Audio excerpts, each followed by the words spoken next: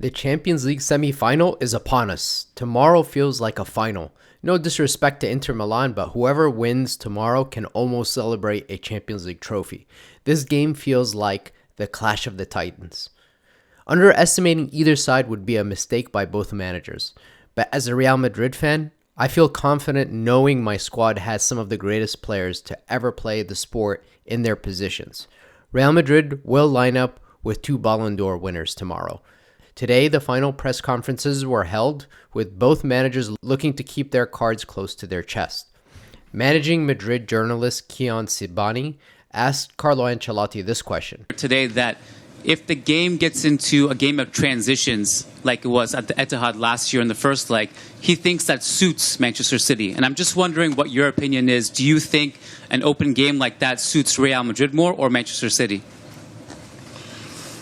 In transition, we are really strong and really dangerous. This tells me Carlo is not expecting a broken game where both teams try to win on the counter.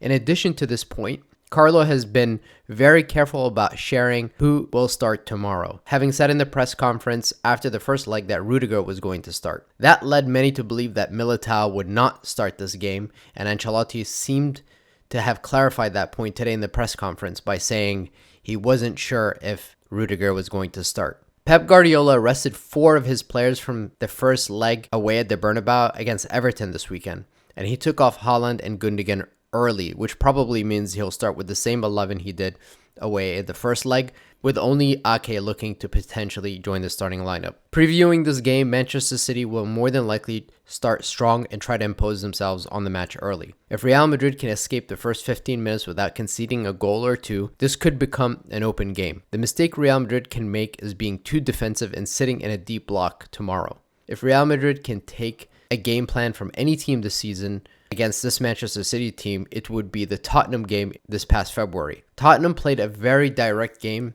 with Harry Kane linking the play and ultimately scoring the goal. Tottenham controlled the space in their defensive third and won the second balls. Manchester City really does damage when they are playing against opponents that leave space for Haaland and De Bruyne to run in behind, or if teams play in a deep block. Antonio Conte showed us you can beat the City team with a mid-block that focuses on controlling the space out of possession.